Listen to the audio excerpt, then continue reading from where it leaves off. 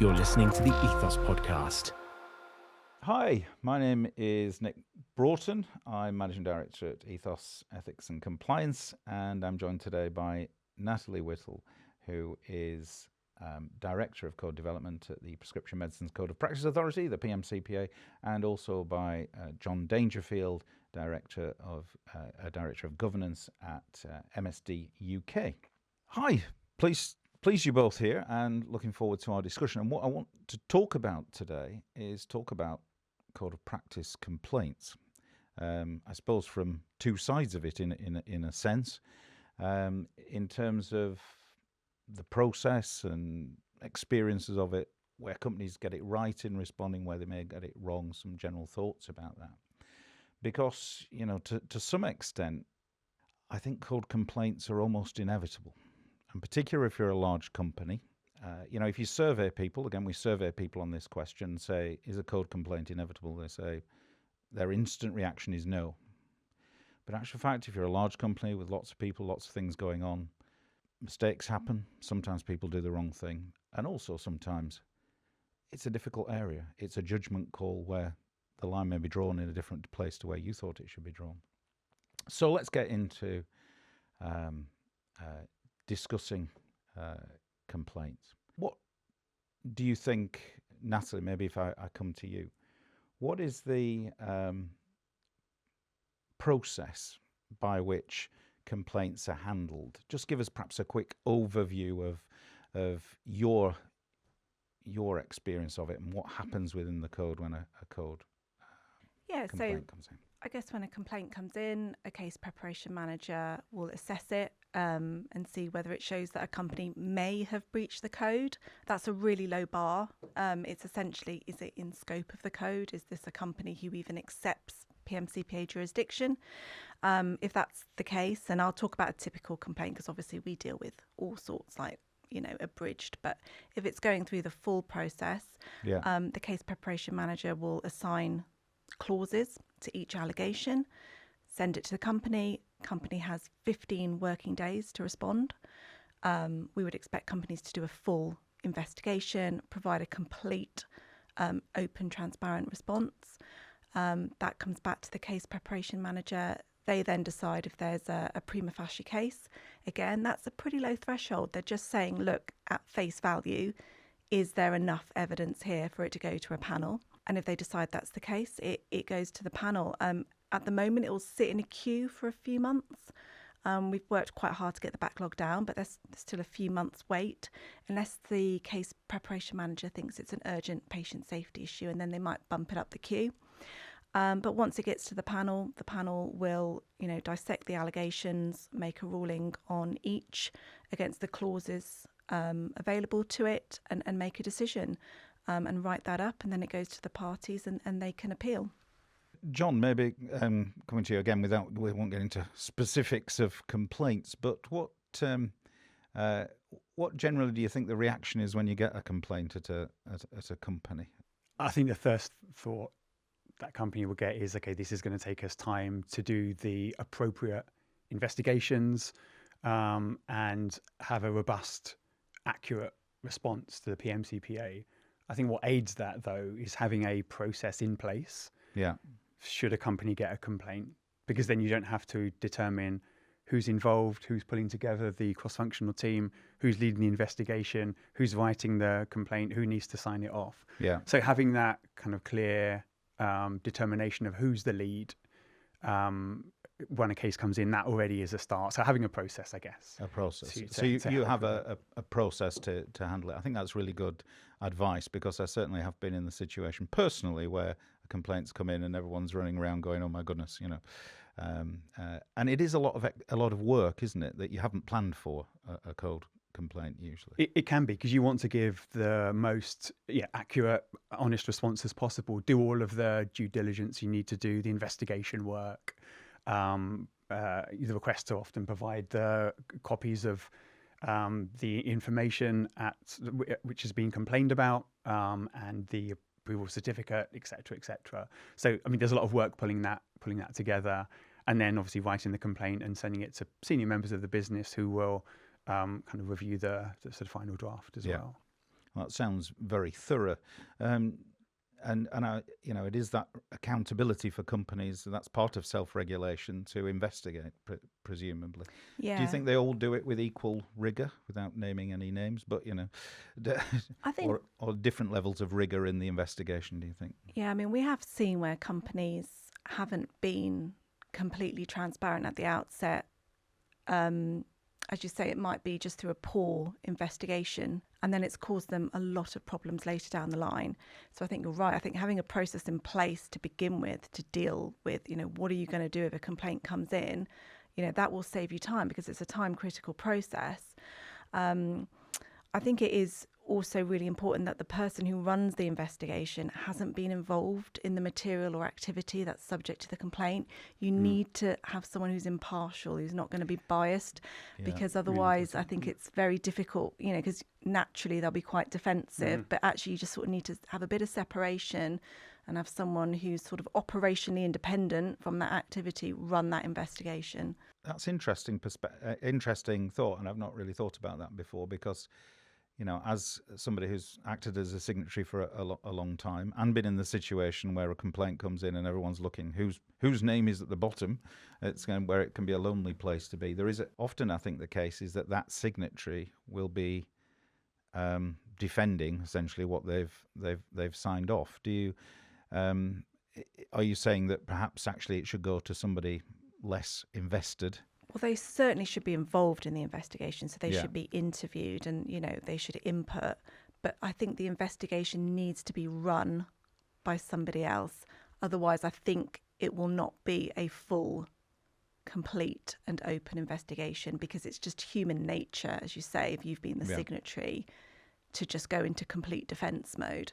And actually, you just need someone who's a little bit separate from that to step back and say, hang on, let's look at this.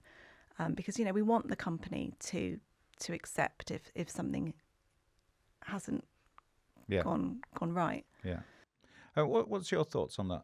Yeah, Tom, would you I completely agree. Yeah, so an independent person to lead the investigation, potentially to write the response. Yes, it would be a cross-functional effort, though. It would be the medical team, the legal team, brand team as necessary, or other cross-functional stakeholders, depending on the nature of the complaint. But I do agree with you, Natalie, that an independent person is the right person to lead.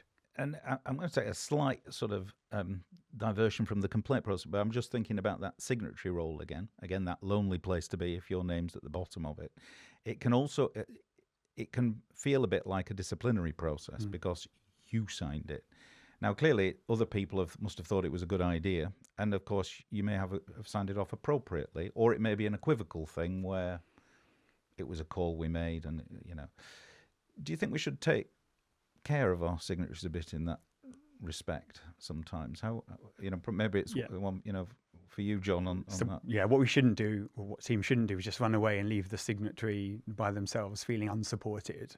I think supporting the signatory, but it is a cross-functional. Hopefully, it was a cross-functional team decision, and this is the importance of documentation, isn't it? And ensuring that hopefully the signatory was comfortable when they approved the material, and it was a kind of a documented decision. Yeah, that's interesting. I mean, the PMCPA deals with so many complaints. I mean, you've got a huge workload.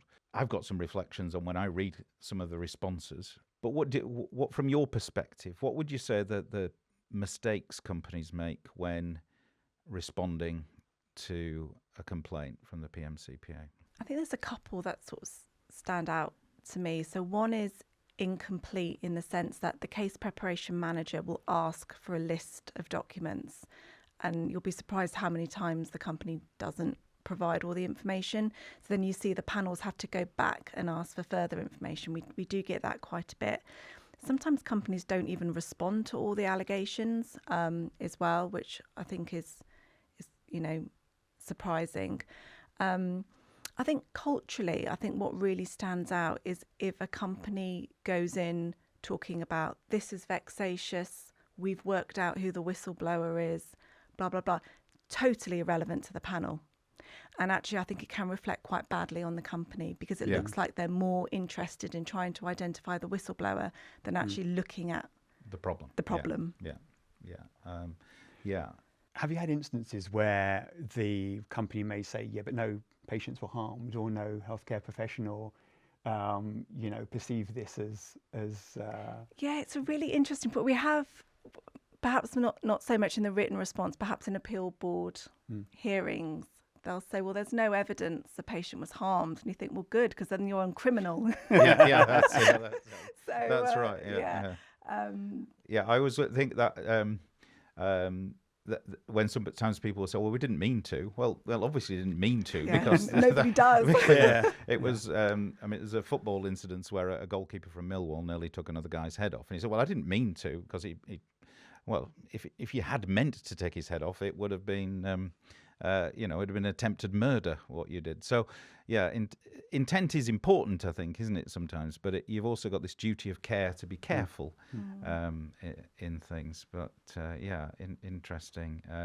And also sometimes with respect to that, I've seen, often with safety issues, people will say, well, but it was only a very low chance of somebody being harmed.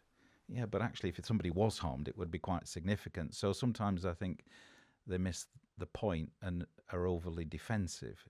Do you feel that over-defensiveness sometimes in responses, or?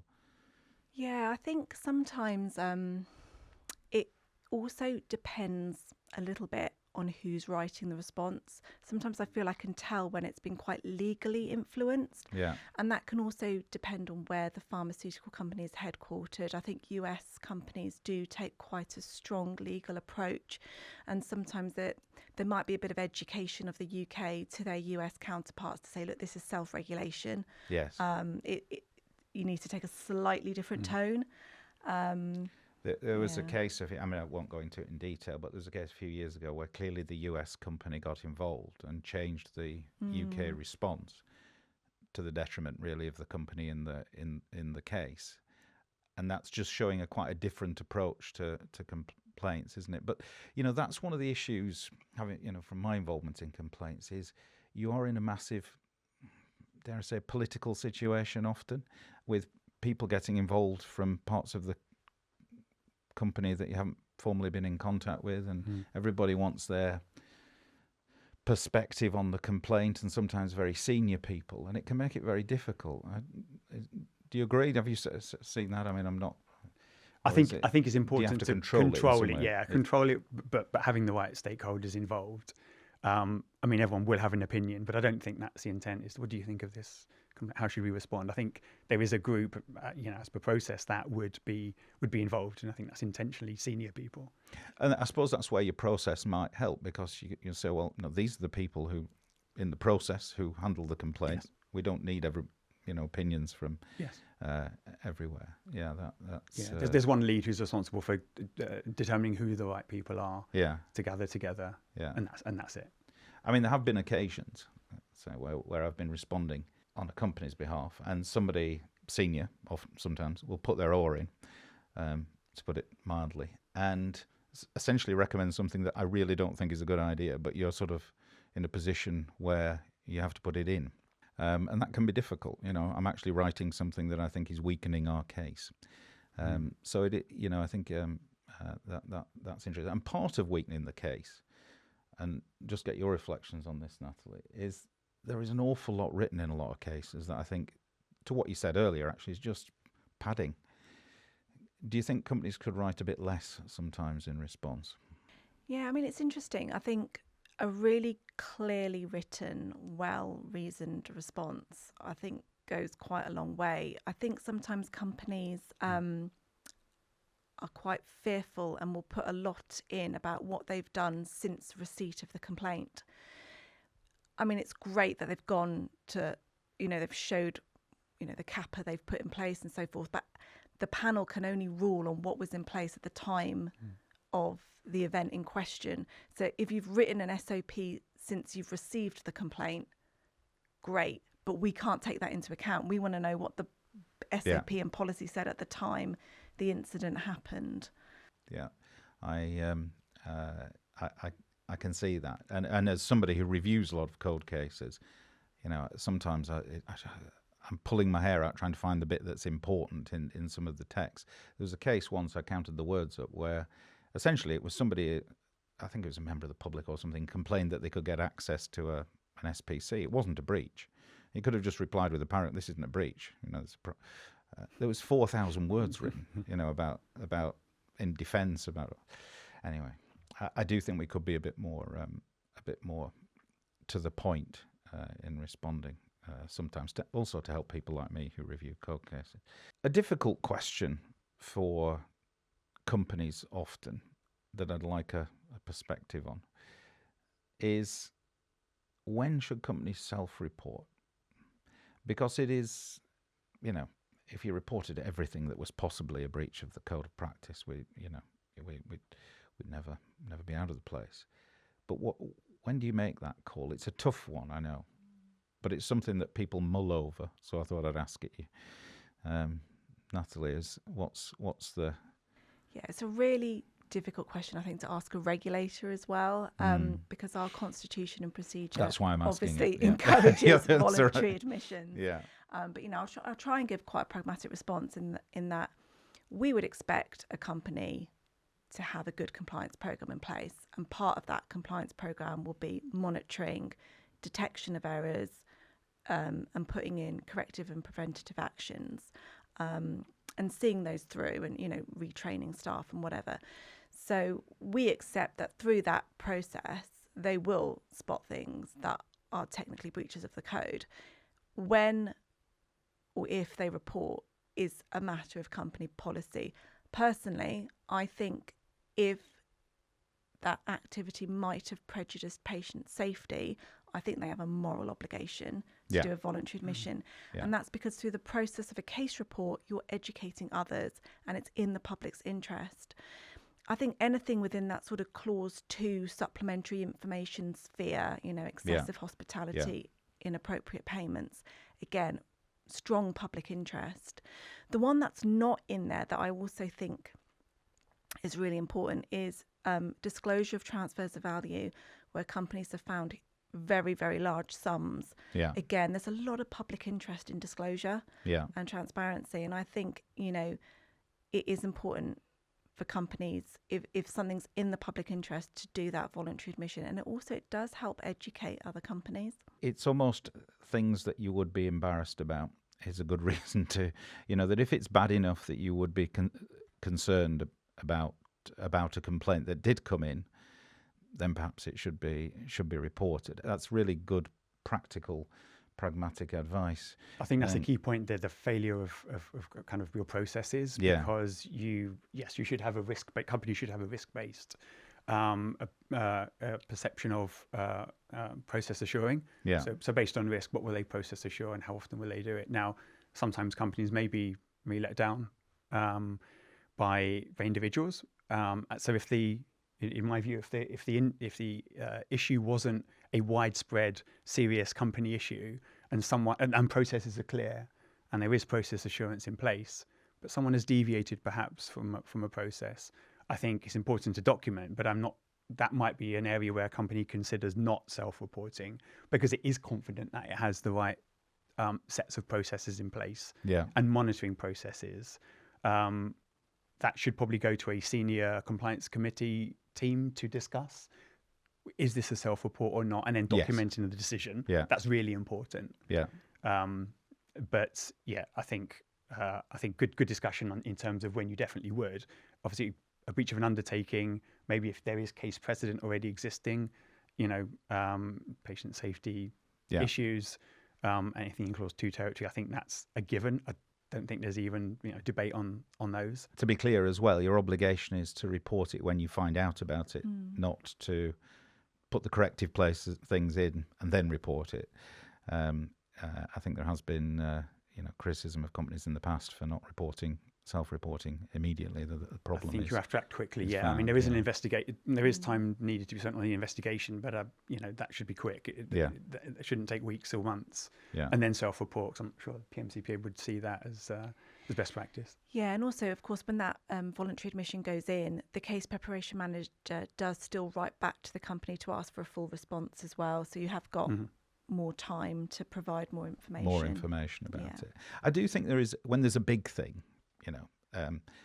sometimes I think there's an issue with the way companies think about complaints and breaches, is that they're all the same, if you see what I mean, that any complaint is bad, and whereas in actual fact, no, there are some really massive bad things you can do, and there's some minor things that are much less significant.